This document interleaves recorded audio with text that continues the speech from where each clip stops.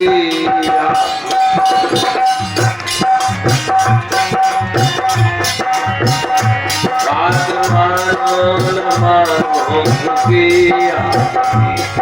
मुसाफिर हैं अपने वतन जाएंगे।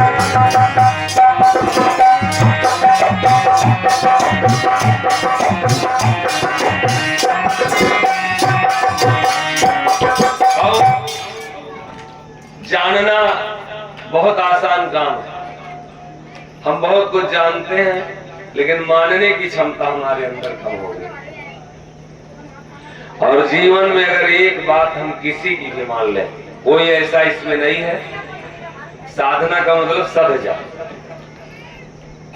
आज से हम किसी से ईर्ष्या नहीं करेंगे, एक चीज साध लीजिए। और जब एक बात साधेंगे तो 1000 चीजें आपकी नियम अपने आप से ठीक हो जाएंगे। और एक नियम आप छोड़ दीजिए, आज से हम सुरती खाएंगे। एक नियम छोड़ो तो उसके बाद में देखो कितने नियम आपके बर्बाद होते हैं। बात समझ में आ रही ना? एक साधना छोड़े आप, एक जीवन से साधना से दूर हो गए तो बहुत 100 साधनाएं अपने आप से आपके जीवन से बिगड़ जाएंगी। मेरे बाबू, मेरे भैया, ये कोई दुनिया में जो भी वस्तुएं दिखाई दे रही, कोई बढ़िया सा साधा है, इसको तभी निकाला। और संत लोग जब अपने को साधते हैं तो साधते साधते साधते साधते बाबू इसी में से परमात्मा को भी निकाल देते हैं। अगर सध रहा है तो आप साधु हो, भेष नहीं साधु होता। और अगर सध नहीं रहा है तो भेष हम जरूर बनाए, साधु है नहीं। ये सिर्फ आपको फंसाने के लिए हम ये चोला ओढ़ रखे हैं। लेकिन बाबू अगर सध नहीं रहा है तो ये इस चोला का कोई मतलब है नहीं।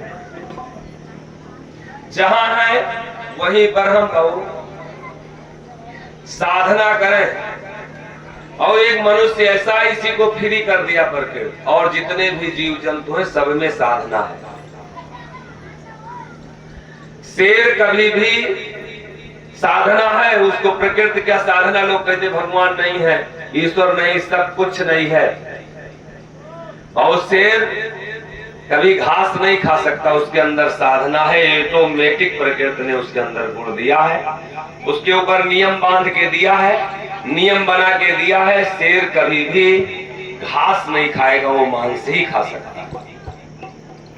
लोमड़ी के ऊपर नियम बना के प्रकृति ने भेजा है। लोमड़ी कभी भी मांस नहीं खा सकती, वो जब खाएगी तो घास ही खाएगी। उसमें साधना प्रकृति की तरफ से है।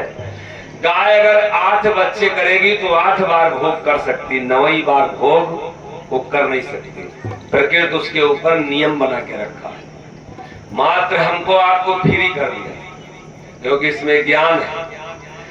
जिस बच्चे में अभी ज्ञान नहीं है, जो 5 साल, जैसे जो 3 साल का 2 साल का बच्चा होता तो प्रकृति नियम लगा के रखती, उसको बोलने का अधिकार नहीं। जब सैया पे जाएंगे मौत के समय तो प्रकृति नियम लगा देगी आपको बोलने का, और वो कतई बोलने का आपको शक्ति छीन लेगा, वो शक्ति दे नहीं सकता क्योंकि उसमें ज्ञान खत्म हो जाता। जिसमें ज्ञान नहीं है उसको बोलने का अधिकार नहीं। सही है ना भैया? इसलिए जीवन साधना के लिए मिला है। साधना में रहिए। वो चौराहे पे कैमरा लगा रहता है तो उसमें लिखा रहता आप कैमरे की नजर में, हम सब लोग कैमरे की नजर में, कोई देख रहा, साधना में रहिए। और सावधानी हटी तो दुर्घटना घटी।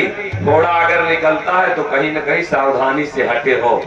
बेटा अगर पानी देने के लिए नहीं तैयार है तो सावधानी उस परिवार की कहीं न कहीं हट गई। बेटा अगर अलग हो रहा है तुमसे तो परिवार की सावधानी कहीं न कहीं वो हट रही है। मेरे बाबू, मेरे भैया, ये जीवन मात्र साधना के लिए मिला। जो संत लोग और बढ़िया सा साधे तो इसी में से परमात्मा को निकाल दिए। और साधना किसमें नहीं है? जानवरों में नहीं है। और हाथ जोड़ के निवेदन है, इन बातों को अपने जीवन में जरूर एक से एक 2 बात जरूर उतार लीजिए। कथा तो फिर घंटों चलती रहा है, साल 2 साल चलती रहा है, लेकिन अगर आचरण में नहीं लाना है तो कथा को कोई मतलब है नहीं। ये जीवन जीने की कला है भाव, ये कथा नहीं है, ये जीवन जीने की कला है। इसको आप अपने जीवन में अगर एक बाणी उतार लेंगे, एक शब्द अगर उतर जाएगा, ये जीवन अपने आप धन्य हो जाएगा। मेरे बाबू, मेरे भैया, साधना जिसमें नहीं है उसको इस प्रकृति ने मात्र दुख दिया। जिसमें साधना नहीं है, और गाय को अगर कितना भी खिला के आप और डोर से अगर बांध दीजिए खूंटे में, और गाय जैसे अगर उस रस्सी से तोड़ेगी तो उसको कुछ और नहीं करना, और कहीं ना कहीं चरने चली जाएगी। अगर यहाँ आएगी तो लैट्रीन कर देगी, उसको ज्ञान नहीं है यहाँ बाथरूम नहीं करना चाहिए। वो जहाँ पहुंचेगी वही अपना कर्म करना शुरू कर देगी। उसके जीवन में साधना नहीं है, और इसीलिए और गाय अगर चाहे कि हमारा बेटा, जितना परसों पीड़ा इंसान में होती है उतने जानवरों में भी होती है, उतने दर्द बच्चा करने में जानवरों को भी होता है। गाय अगर बच्चा करती है तो जबान निकाल देती है, वो थोड़ा दुख नहीं सहती। कुतिया जब बच्चा करती है तो उससे पूछो तो उतने दर्द होता है। लेकिन मेरे बाबू, मेरे भैया, गाय अगर चाहे कि मेरा बच्चा, जब वो बच्चा बड़ा होता कि गाय हमें वो बच्चा कमा के खिला दे, तो गाय का बच्चा कमा के खिला सकता है। कुत्ता का बच्चा क्या कुतिया को पानी दे सकती? और वो नहीं दे सकती, क्योंकि उसमें साधना नहीं है।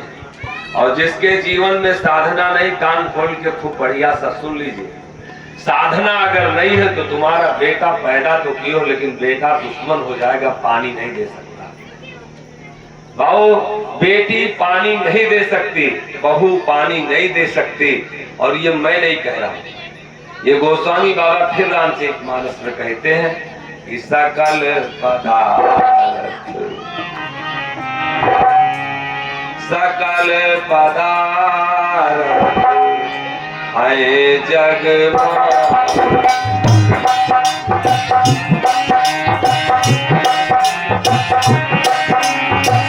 सकल पदार्थ है जग कर्महीन नर पावत नारी। सकल पदार्थ है जग माई, सकल पदार्थ कर्महीन नर पावत नारी, कर्महीन नर।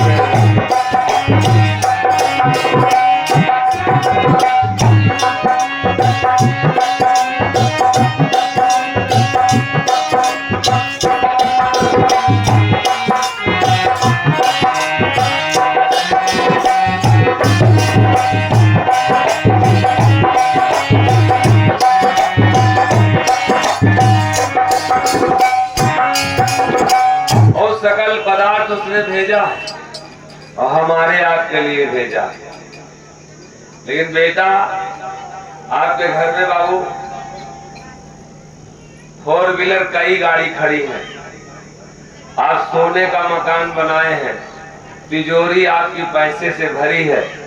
लेकिन अगर लड़के में ज्ञान, छोटा बच्चा रहता है भैया, अगर उसमें अज्ञानता रहती है तो क्या वो तिजोरी कभी बच्चे को आप खोलाते हैं? क्या भैया फॉर्च्यूनर की चाबी कभी बच्चे को देते हैं? तुमको जाना नहीं है।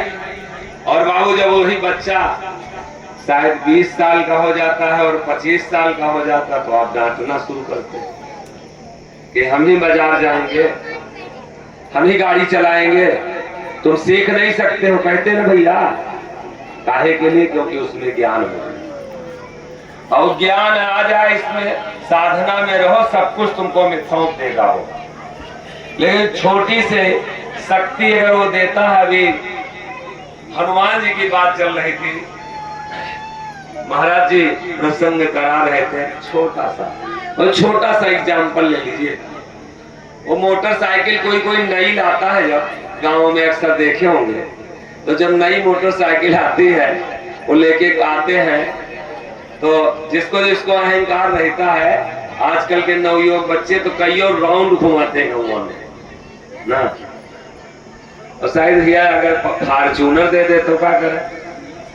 जब मोटरसाइकिल तुम्हारे बस में नहीं आ रही है, ये तुमसे बाहर जा रही, और खूब रुपया कमाओ, खूब पैसा कमाओ, खूब इसमें ताकत पैदा करो, खूब ज्ञान हो, लेकिन बाबू उसका असर न करे, असर न आवे। जब बाबू पेड़ में फल लगते हैं तो डालियां झुक जाती हैं। और ये मैं नहीं कह रहा हूं, थोड़ा सा रामचरितमानस से थोड़ा सा जोड़ लीजिए प्रसंग। बाबू ये जीवन मनमाना ढंग से मत जियो। साइकिल होती है तो उसमें बाबू ब्रेक होता है, मोटरसाइकिल अगर खड़ी है तो ब्रेक है उसमें, और 4 पहिया है, 4 व्हीलर है तो उसमें ब्रेक है, और यहाँ तक कि एरोप्लेन और ट्रेन में भी ब्रेक होता है। और ये शब्द जो है ये कथा नहीं हो रही, गाना बजाना नहीं हो रहा, ये तुम्हारे जीवन के ब्रेक हैं। ये ब्रेक लेके हाथ में रहिए, नहीं तो पता नहीं ये मन कहाँ लेके चला जाए। और जब लेके जाएगा मन ना, और किसी की बहन बेटी का जब हाथ पकड़ लोगे, तब जब पकड़ लोगे तब ये पछताता है कि हमने गलत कर दिया। जो 420 फ्रॉड में पकड़ा जाता है और जब जेल जाता तब वो कहता बिना मतलब एक ही टाइम खाए होते तो ठीक था, लेकिन मन मतंग माने नहीं जब लग खता न खाए, और जैसे विधवा कामनी गर्भ रहे पछताए। और इस मन को हरदम ब्रेक में रखिए, ये ब्रेक है जो हो रहा है, ये ब्रेक है, इसके बाहर मत जाइए। मेरे बाबू, मेरे भैया, जब राम का वनवास हुआ उस समय भरत ननिहाल में थे और लौट करके आए और कहे किसी तरीके से और राम का वनवास रोक लीजिएगा, और नहीं तो अयोध्या का प्रलय हो जाएगा, निश्चित है कि विनाश हो जाएगा। और जब चलते थे वशिष्ठ मुनि, पहले के राजाओं के यहाँ एक संत पाला जाता था। द्रोणाचार्य जब कौरव और पांडव थे तो वहां द्रोणाचार्य रहे, और जब रामावतार में वशिष्ठ मुनि रहे। और कहीं ऐसा कोई नहीं है राजा कि जहां पर कोई गुरु उनका देख रेख नहीं किया। जब राजा लोग मनमाना होने लगते थे तो प्रजा गुरु के पास जाती थी, संत के पास जाती थी कि अपना मनमाना कर रहे हैं, तो गुरु जो उनके संत रहते थे वहां पाले जाते थे, वो डांटते थे कि ऐसा क्यों कर रहे हो प्रजा के साथ। क्योंकि अगर किसी के ऊपर ब्रेक नहीं है तो बाबू ये जीवन का खतरे से खाली नहीं, कहां पर खतरा हो जाए इसका कोई अता पता नहीं है। अब देखिए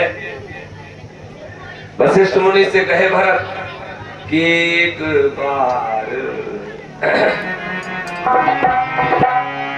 कहे एक बार भूपति मन माही आगिलान मोरे आगिलान